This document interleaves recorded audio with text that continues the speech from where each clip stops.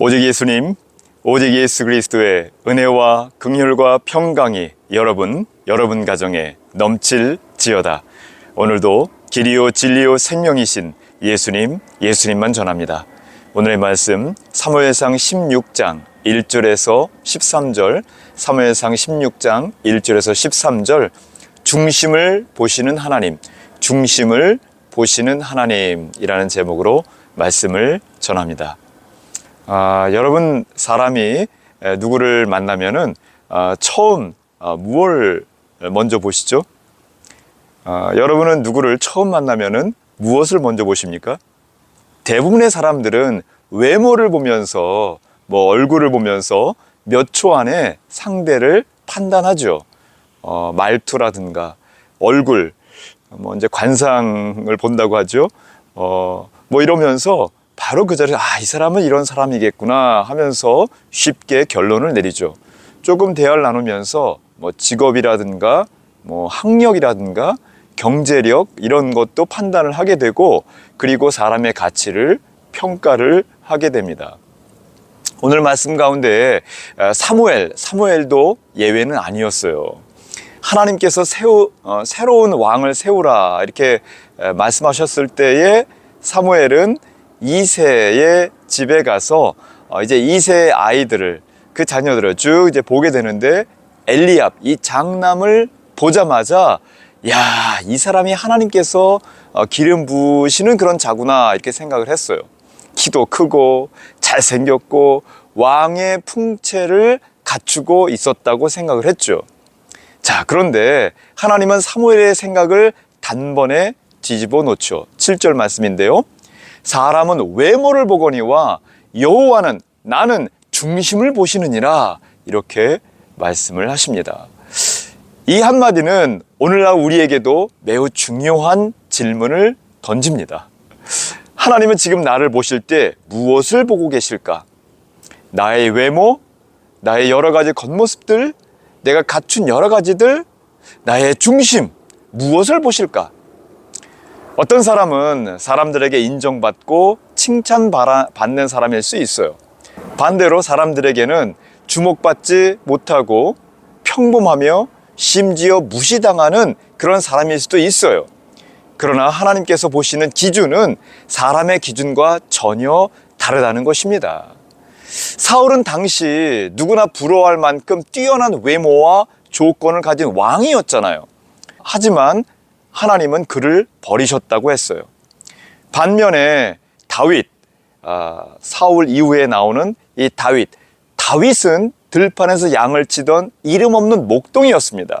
가족들조차 이 다윗을 왕의 후보로 생각하지 않았어요. 하지만 하나님은 바로 그 다윗을 왕으로 선택하셨죠. 왜 하나님은 다윗을 선택하셨을까? 오늘 본문은 그 이유를 분명하게 보여주고 있습니다. 하나님은 화려한 겉모습, 스펙, 외모를 보시는 분이 아니라 중심을 보시는 하나님이시기 때문이라는 거죠. 오늘 말씀을 통해 하나님께서 찾으시는 중심, 그 중심은 어떤 중심인지, 그리고 우리의 중심은 하나님 앞에서 어떤 모습인지 함께 살펴보며 은혜를 나누기를 원합니다. 먼저 첫 번째로, 하나님은 외모가 아니라 중심을 보신다는 거죠. 중심을 보시는 하나님. 7절 말씀입니다. 사람은 외모를 보거니와 여호와는 중심을 보시느니라. 하나님은 외모가 출중하여서 키도 크고 힘도 세고 잘생긴 사울을 더 이상 왕으로 두지 않겠다는 거예요. 그리고 사무엘에게 베들레헴 사람 이새의 집으로 가라. 그리고 그 집에 아들들이 있는데 그 중에 하나를 왕으로 세우라, 이렇게 명령하시죠. 사무엘은 하나님 명령에 따라서 이새의 집에 갑니다. 그리고 아들들을 장남부터 쭉 하나씩 이제 보게 하죠. 선을 보는 거예요. 장남 엘리압이 이제 지나가는데 엘리압을 보는 순간에 사무엘이 분명히 하나님께서 택하신 그러한 그 왕이다, 이런 생각을 한 거예요. 키도 크고 용모도 뛰어나고 사람의 눈으로 보기에 왕의 자격을 충분히 갖춘 그런 인물이라고 생각한 것이죠. 사울에게 실수했던 것처럼 또 실수를 할 수 있는 이러한 사무엘의 모습, 이게 이제 우리의 모습인데요. 하나님은 그런데 말씀하시죠. 그의 용모와 키를 보지 말라. 내가 이미 그를 버렸노라. 이 말씀은 하나님의 선택 기준이 세상의 기준과 전혀 다르다는 것을 보여주는 것입니다. 사람은 외모, 하나님은 중심을 보신다. 하나님께서 보신 것은 다윗의 외적인 조건이 아니었어요. 하나님을 향한 믿음과 겸손, 그리고 하나님을 사랑하는 마음, 이것을 보셨다는 것이죠. 나이 어린 다윗, 목동인 다윗, 들판에서 양을 치는 목동. 그래서 형들처럼 뛰어난 외모도 없었고, 어리고 작고 얼굴은 붉고, 경력도 뭐 내세울 만한 게 없는 이런 어린 다윗이지 않습니까? 가족들조차도 이 다윗을 왕의 후보로 생각하지 않았어요. 하지만 하나님은 이미 다윗의 중심을 보고 계셨다는 것이죠. 그렇다고 하나님께서 단지 착한 마음, 어리니까 순수할 것 같다, 이래서 왕으로 선택했다는 것이 아닙니다. 다윗에 대한 말씀들이 성경 말씀 곳곳에 여러 곳에 나옵니다. 사도행전 13장 22절, 내가 이새의 아들 다윗을 만나니 내 마음에 맞는 사람이라 내 뜻을 다 이루게 하리라. 이 말씀은 구약의 다윗을 신약에서 해석해주는 가장 중요한 구절이죠. 하나님께서 다윗을 내 마음에 맞는 사람이다 이렇게 하신 이유, 그가 완벽해서가 아니라 하나님의 뜻을 이루려는 중심, 이 하나님의 뜻을 가진 이 중심을 가진 사람이었다는 것이죠. 시편에서도 24편 1편, 하나님이여 사슴이 시냇물을 찾기에 갈급함 같이 내 영혼이 주를 찾기에 갈급하나이다. 다윗이 이렇게 고백하잖아요. 다윗의 삶은 하나님을 향한 갈망으로 가득했다는 거예요.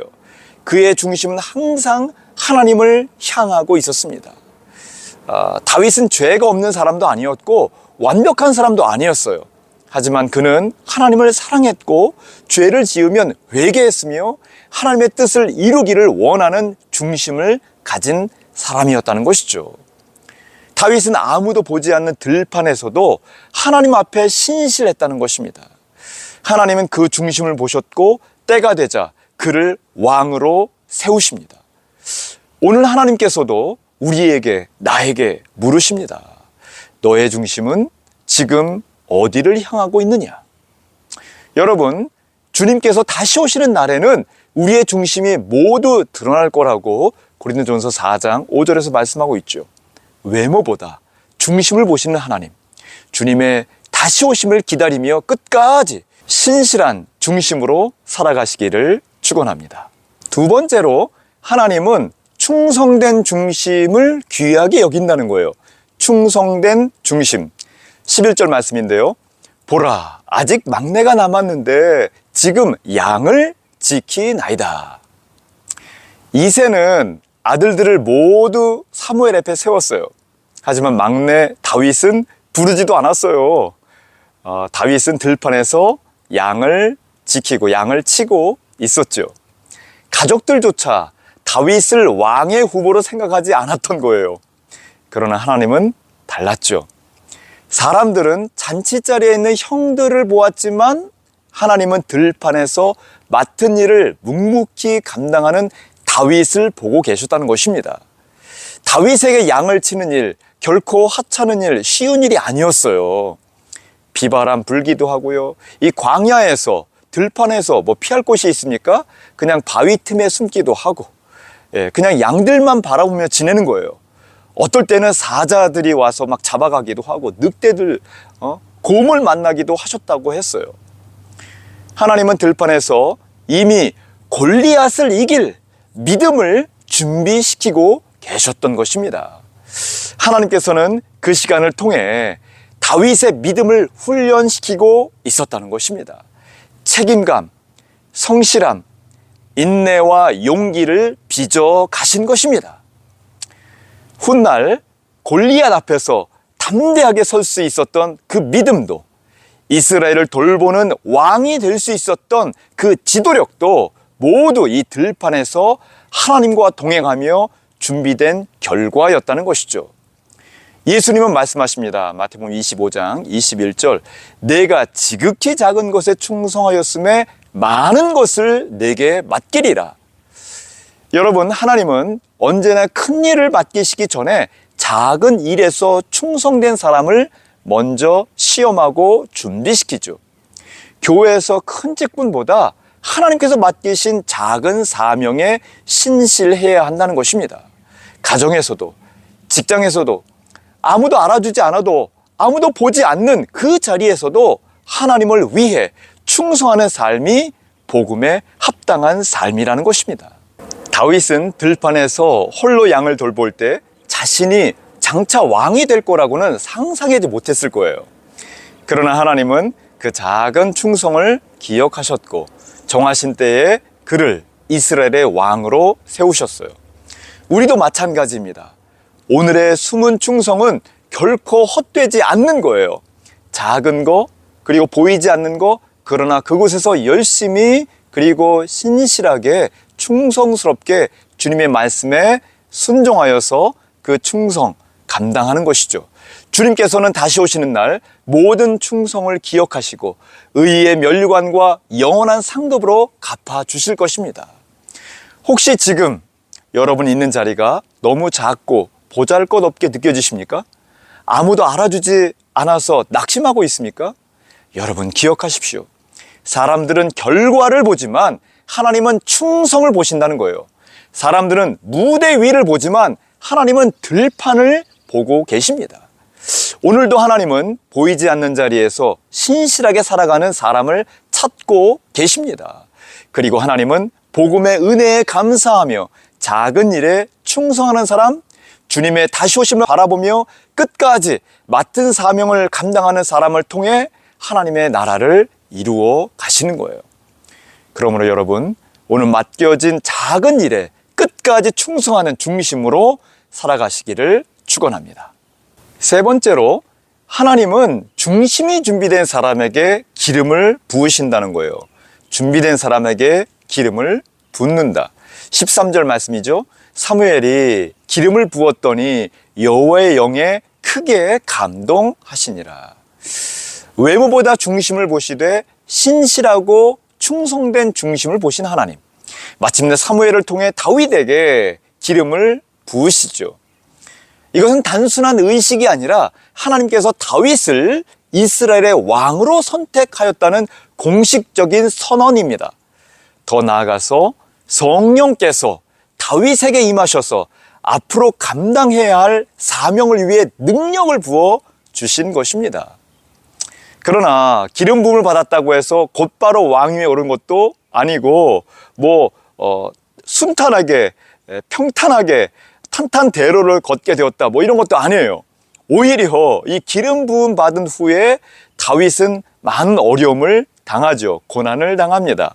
사울의 시기를 받았고 광야에서 도망자의 삶을 살기도 하고 수많은 고난과 연단을 겪어야 했어요. 즉 하나님은 먼저 기름을 부어주시고 그 후에 연단이 있었고 그러나 마침내 약속을 이룬다는 것이죠. 구약에서 기름 붓는다, 이것은 왕, 제사장, 선지자를 세우는 하나님의 표였었죠. 신약에서는 예수 그리스도를 믿는 모든 성도에게 성령께서 내주하시며 하나님의 백성으로 살아갈 능력을 의미하는 거예요. 그래서 성령의 기름 부으심이 중요하죠. 예수님은 성령의 기름 부으심 받은 메시아이시며 십자가 부활을 통해 우리를 구원하신 거예요. 이제 우리는 예수님 안에서 성령을 선물로 받은 사람들이죠. 하나님께서 우리를 부르실 때에는 반드시 그 사명을 감당할 은혜와 능력도 함께 주시는 거예요. 중요한 것은 우리의 능력이 아니라 우리 안에서 역사하시는 성령의 능력으로 살아가는 거라는 것입니다. 그러므로 우리는 자신의 조건이나 능력을 의지하는 사람이 아니라 성령을 의지하는 사람이 되어야 하는 것이죠. 여러분 지금 너무 힘들고 어려우십니까? 하나님의 약속이 너무 더디게 이루어지는 것 같다, 이런 느낌이 있습니까? 열심히 기도했지만 응답은 없고 충성했는데 열매가 보이지 않는 것 같다, 이런 생각이 드십니까? 여러분, 다윗을 한번 기억하시기 바랍니다. 어렸을 때 기름 부음을 받았어요. 하지만 숱한 고난과 연단의 기간이 있었죠. 한 달, 두 달, 1년, 2년도 아니에요. 10년, 15년이 되어야 정말 왕으로 기름 부은 그 이후에 왕 위에 올라서 이스라엘을 통치할 수가 있었던 것이죠. 이렇게 기름 부으심과 왕위 사이에는 기다림이 있었던 거예요. 고난도 있었습니다. 연단도 있었습니다. 약속과 성취 사이에는 이렇게 어려움의 시간들이 있을 수 있습니다. 그 기간이 짧든 길든 어떤 그 기간이 있을 수 있다는 것입니다. 하지만 하나님은 한 번도 다윗을 떠나지 않으셨고 마침내 약속을 이루셨잖아요. 로마서 8장 18절, 현재의 고난은 장차 우리에게 나타날 영광과 비교할 수 없도다. 우리 주님 다시 오시는 날 하나님은 끝까지 믿음을 지킨 여러분들을 영화롭게 하실 것입니다. 예수 그리스도와 함께 영원히 왕노릇하게 하실 것입니다. 우리 모두 복음 안에서 성령의 기름 부음을 받은 성도로서 현재 연단을 믿음으로 견디시기 바랍니다. 여러분, 하나님은 오늘도 화려한 사람을 찾으시는 것이 아닙니다. 하나님을 사랑하는 중심, 작은 일에도 충성하는 중심, 성령을 의지하며 끝까지 믿음을 지키는 중심을 갖는 사람을 찾고 계십니다. 우리 모두가 사람의 눈보다 하나님의 눈을 의식하며 다시 오실 주님 앞에 부끄럽지 않은 중심으로 살아가시기를 주의 이름으로 간절히 축원합니다. 오직 예수님